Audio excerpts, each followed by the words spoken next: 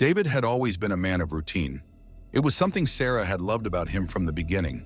His consistency, his dependability, these traits made her feel secure, anchored in a world that was often unpredictable. Every morning, like clockwork, David would wake at 6:30 a.m. The alarm would buzz softly, and he would reach over, silencing it before it could disturb Sarah's sleep. He would slide out of bed, careful not to wake her, and make his way to the bathroom. Sarah would listen to the familiar sounds, the running water as he splashed his face, the soft hum of the electric razor, the methodical brushing of his teeth. By the time he emerged, freshly shaven and dressed in his usual attire, she would be awake but feigning sleep, savoring the last few minutes before the day began in earnest. David would then move to the kitchen where he would prepare his breakfast. 2 eggs, scrambled, with a side of toast. He never varied his meal, never added anything new. It was always the same, just as his day would unfold in predictable stages. Work from 8 a.m. to 6 p.m., a brief stop at the gym afterward, and then home by 7:30. He was a man of habit, and Sarah had always appreciated that about him. Until, that is, his habits began to change. At first, the changes were so slight that Sarah almost missed them. A late night at the office here, a missed gym session there. He started coming home later than usual, offering vague excuses about unexpected meetings or traffic. His phone, once left carelessly on the kitchen counter or the nightstand, was now always with him, never far from his hand. When it wasn't in use, it was face down, the screen hidden from view. If she happened to walk into the room while he was texting, he would quickly lock the screen, slipping the phone into his pocket with a casualness that seemed too deliberate. Sarah's unease grew, gnawing at her with a persistence she couldn't shake. She told herself that she was overreacting, that David was simply stressed, overworked, maybe even trying to plan a surprise for her. But the doubts wouldn't go away. They lingered, shadowing her every thought, making her second-guess everything. One evening after David had come home particularly late, Sarah found herself lying awake in bed, staring at the ceiling. David was beside her, his breathing deep and even, lost in the oblivion of sleep. She turned her head slightly, watching him in the dim light of the room, the soft rise and fall of his chest. A wave of anger and sadness washed over her. How could he sleep so peacefully, so easily, while she lay here tormented by uncertainty? The phone was on his nightstand, just within her reach. She knew the passcode. She had seen him enter it 1,000 times. But she had never felt the need to invade his privacy, to question his loyalty. Until now, slowly, carefully, she reached over, her hand trembling slightly as it hovered over the phone. She hesitated, her heart pounding in her chest, every instinct screaming at her to stop, to trust him, to let it go. But she couldn't. The doubt had taken root, and there was no pulling it out now. She picked up the phone, her fingers moving quickly to unlock it.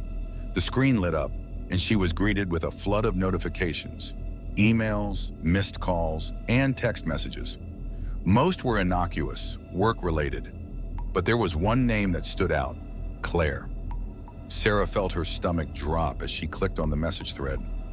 There, in stark black and white, was the evidence she had dreaded finding. The messages were flirtatious, intimate, filled with the kind of playful banter that had once been reserved for her alone. The photos were worse. Selfies of Claire, taken in various locations, some innocuous, others decidedly not. And David's responses, his end of the conversation, were filled with the kind of warmth and affection that had been missing from their marriage for months. Sarah's hands shook as she scrolled through the messages, her heart pounding in her ears. The betrayal was laid out before her in cold, hard text. There was no denying it now, no pretending that this was all a misunderstanding. David was having an affair. She felt a wave of nausea rise up in her, and she had to put the phone down, afraid she might drop it. Tears welled up in her eyes, but she blinked them back, refusing to cry, refusing to give in to the pain. She had to think, had to figure out what to do next. Sarah sat there in the darkness, the phone lying like a bomb on the bed beside her, its screen still glowing faintly. Her mind was racing, a torrent of emotions and thoughts swirling together in a chaotic storm. She had always trusted David, always believed in the strength of their relationship. They had weathered storms before, had faced challenges together, and come out stronger on the other side. But this was different. This was a betrayal of the deepest kind, and she didn't know if she could forgive it. As she sat there trying to process what she had discovered, something cold and dark began to take hold of her. It was a feeling she had never experienced before, a deep, seething anger that bubbled up from the depths of her soul. It wasn't just anger at David, though she was furious with him. It was also anger at Claire, this woman who had wormed her way into their lives, who had seduced her husband and destroyed the life they had built together. The anger gave her clarity, a focus she hadn't had before. She knew what she had to do. She couldn't confront David, not yet. If she did, he would deny everything. Or worse, he would leave her for Claire. No, she had to be smart about this, had to think carefully about her next move. If she wanted to save her marriage, to get David back, she would have to eliminate the problem at its source. Over the next few days, Sarah threw herself into her plan with a single-minded determination. She continued to play the role of the loving, unsuspecting wife, smiling and laughing with David as if nothing had changed. She didn't let on that she knew about Claire, didn't let her anger or pain show. Instead, she focused on gathering information, on learning everything she could about the woman who had stolen her husband. She started by going through David's phone again, this time more methodically. She read every message, every email, every detail that could give her insight into Claire's life. She learned where Claire worked, where she lived, what her hobbies were.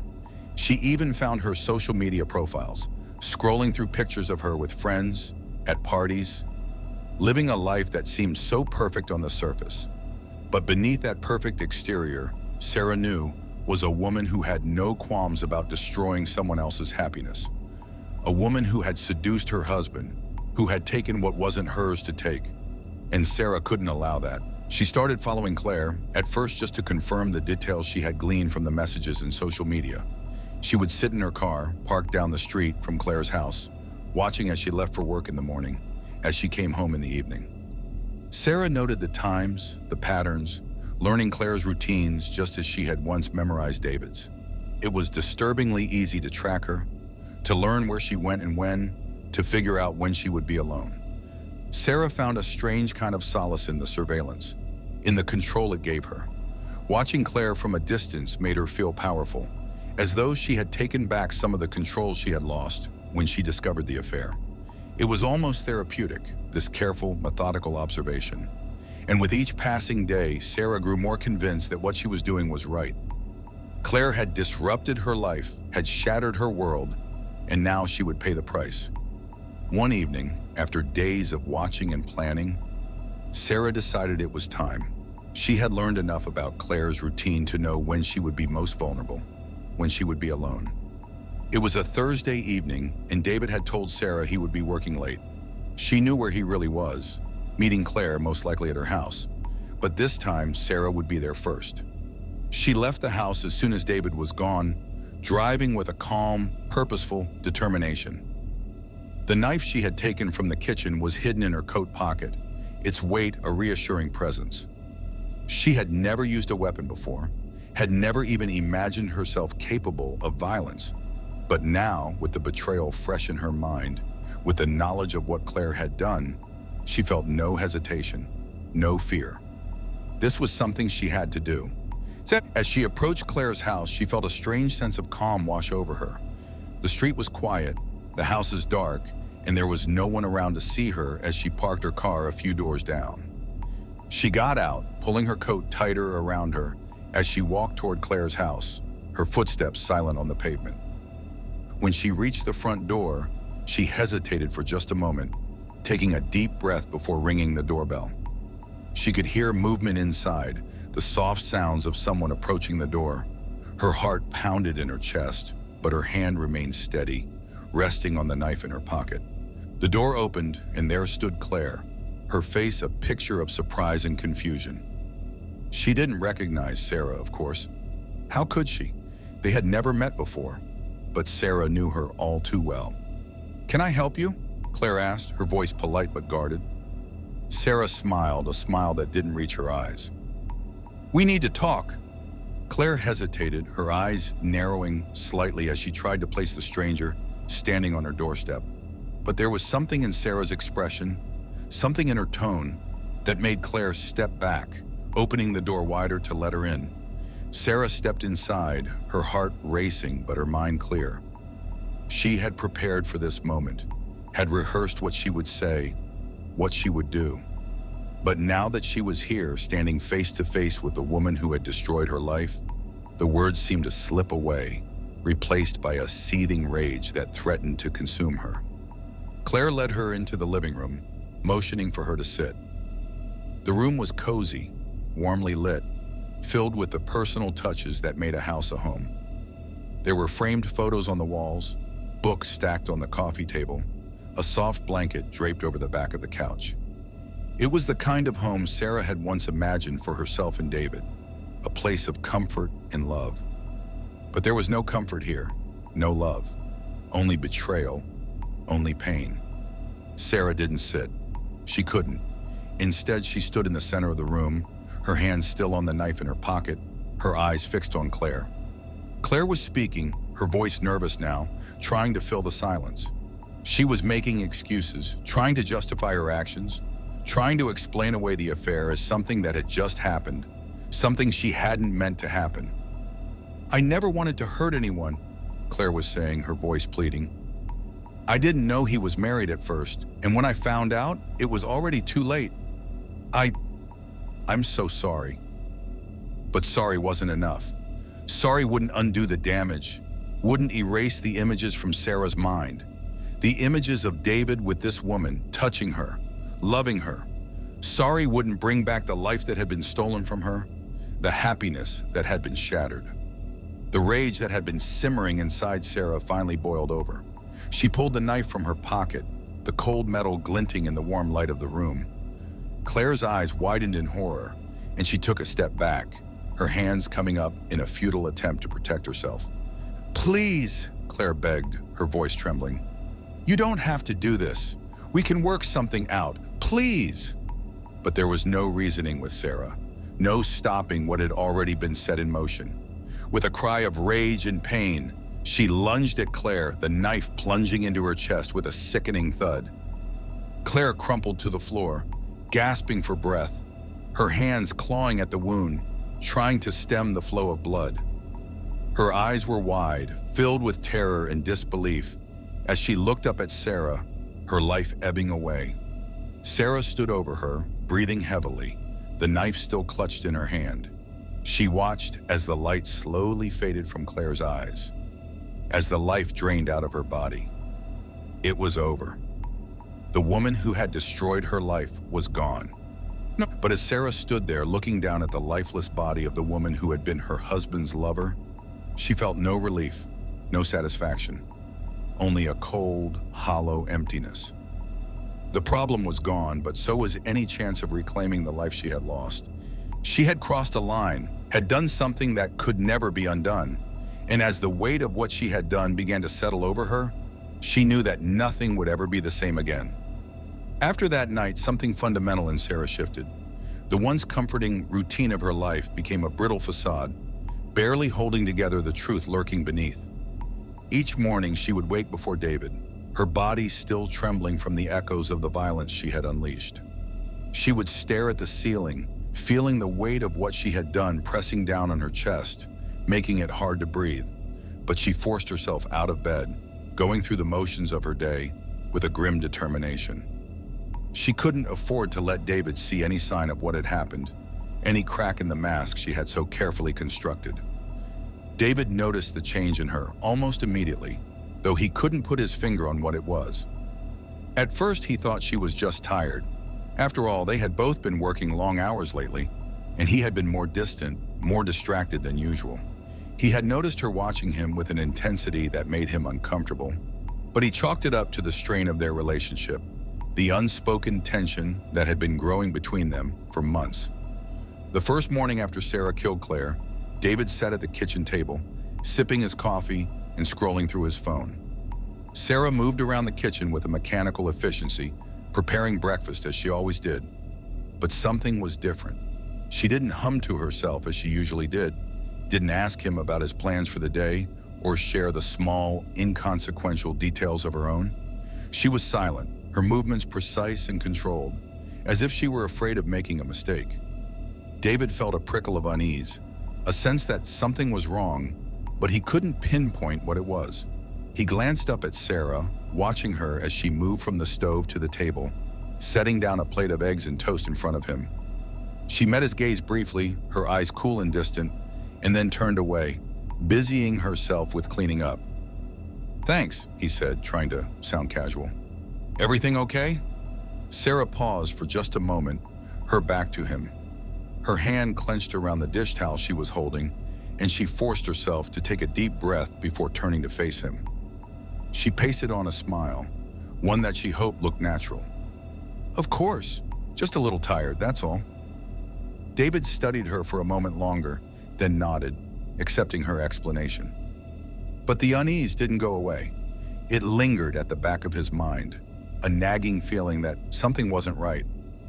Days turned into weeks, and Sarah continued to play the part of the dutiful wife, going about her daily routines as if nothing had changed.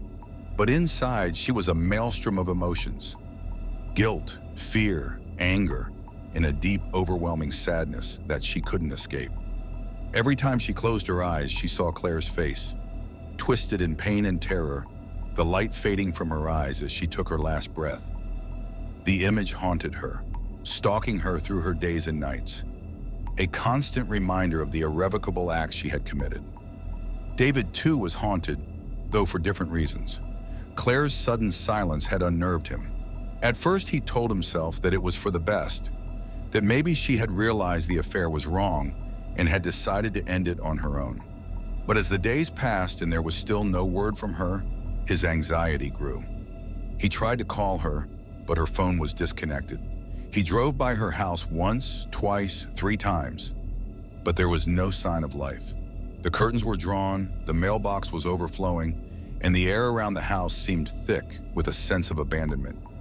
David's mind began to conjure up all sorts of scenarios. Maybe she had left town, or maybe something had happened to her. He tried to convince himself that he was overreacting, that Claire was fine, that she had simply moved on. But the dreams started shortly after, dreams that made him wake up in the middle of the night, drenched in sweat, his heart pounding in his chest. In his dreams, Claire was always there, her face pale and drawn, her eyes wide with fear. She would reach out to him, her mouth moving soundlessly, as if she were trying to tell him something, to warn him. And then, just as he would start to understand, to realize what she was trying to say, she would dissolve into darkness, leaving him alone and terrified in the void. David began drinking more, using alcohol to dull the edges of his anxiety. He would stay out later, nursing his drinks in dimly lit bars, trying to escape the guilt that gnawed at him, the sense that he had done something terribly, irreparably wrong. When he came home, often late at night, he would find Sarah waiting for him, her eyes shadowed and unreadable. She would say nothing, just watch him as he stumbled into bed, her silence heavy with judgment. But the more he tried to escape his guilt, the more it consumed him. He started seeing Claire everywhere, in the faces of strangers on the street, in the shadows at the edge of his vision, in the reflections in windows. He couldn't shake the feeling that she was trying to tell him something, that she was trying to reach out to him from beyond the grave. The nightmares grew more vivid, more terrifying, until he was afraid to close his eyes, afraid to sleep. One night after yet another sleepless night, David decided that he couldn't take it anymore. He had to know what had happened to Claire, had to find some closure. He called in sick to work, telling Sarah that he needed a day to himself, and she nodded, her face unreadable. She didn't ask where he was going, didn't press him for details. She just watched him with those cold, distant eyes as he left the house. David drove to Claire's house, his hands gripping the steering wheel so tightly that his knuckles turned white. The unease that had been simmering inside him for weeks was now a full-blown panic, a cold, clammy fear that Something terrible had happened. Something that he was somehow responsible for. When he arrived, the house looked the same as it had the last time he had driven by. Dark, silent, abandoned. He parked the car and sat there for a moment, trying to gather the courage to go inside. The air was thick with the scent of decay, and he felt a chill run down his spine as he approached the front door. The door was unlocked. He pushed it open slowly, the hinges creaking ominously in the stillness. The house was dark, the air stale and heavy with the smell of rot. He stepped inside, his heart pounding in his chest, and called out her name, his voice echoing through the empty rooms. There was no answer. He moved through the house, his footsteps echoing in the silence. The living room was empty, the furniture covered in a fine layer of dust. The kitchen was the same, untouched, as if it had been frozen in time. He felt a growing sense of dread as he made his way down the hallway, towards the bedroom. The door was ajar, and as he pushed it open, the smell hit him. Decay, death. He gagged, covering his mouth with his hand, and forced himself to step inside. The room was a mess. Clothes were strewn across the floor, the bed was unmade, and there was a dark stain on the carpet near the closet. His stomach turned as he realized what the stain was. Blood, dried and dark, soaking into the fibers of the carpet. His mind raced, trying to make sense of what he was seeing, trying to understand what had happened. But the answers eluded him, slipping through his fingers like smoke. He stumbled out of the room, his breath coming in short, panicked gasps, and made his way to the basement. He didn't know why he was going down there, didn't know what he expected to find, but something was pulling him, urging him to keep going. The basement was cold and dark, the air thick with the smell of dampness and something else, something foul. He fumbled for the light switch, his hand trembling, and when the light flickered on, his heart nearly stopped. There in the far corner of the basement was an old trunk, its lid slightly ajar. His breath hitched in his throat as he approached it, every instinct screaming at him to turn back, to leave. But he couldn't. He had to know. He reached out with a shaking hand and lifted the lid.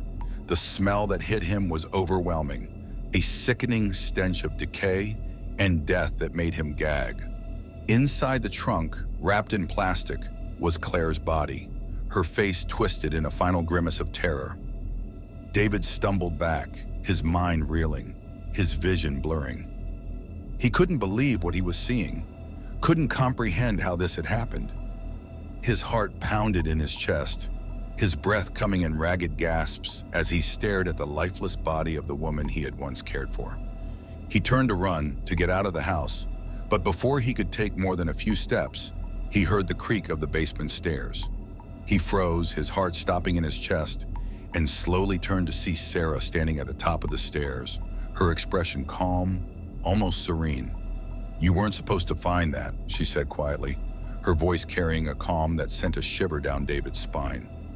She began to descend the stairs, each step deliberate, controlled. "I did it for us, David. She was tearing us apart." David's mouth went dry, his mind struggling to process what she was saying. "Sarah, what have you done?" His voice was barely a whisper, thick with disbelief and horror. Sarah smiled, a cold, empty smile that chilled him to the bone. "I fixed our problem," she said, as if it were the most obvious thing in the world. "I couldn't let her destroy our life, our marriage, so I took care of it." David shook his head, his mind racing. This couldn't be happening. This had to be some kind of nightmare, a twisted, surreal dream that he would wake up from at any moment. But the reality of the situation was undeniable. The smell, the sight of Claire's body, the coldness in Sarah's eyes, it was all too real. He took a step back, his legs shaking, his breath coming in short, panicked gasps. You killed her?" Sarah nodded, her expression unchanging. "Yes, and I'd do it again if it meant saving us." David's stomach churned, bile rising in his throat. He had to get out, had to get away from her, from this house, from this nightmare. He turned to run, but Sarah was ready. She moved quickly, too quickly, her hand darting into her coat and emerging with the same knife she had used on Claire. Before David could react, she was on him, driving the blade into his side with a force that took his breath away. He gasped, his eyes widening in shock and pain as he stumbled backward, collapsing onto the cold basement floor. As the darkness closed in around him, Sarah knelt beside him, her expression one of tender concern, as if she were caring for a sick child. She reached out, stroking his hair gently, her voice soft and soothing. "Now we can be together, just the way we were meant to be," she whispered, her eyes filled with a twisted kind of love. David's vision blurred, his life slipping away, and the last thing he saw was Sarah's face, calm, peaceful, as if nothing had ever happened.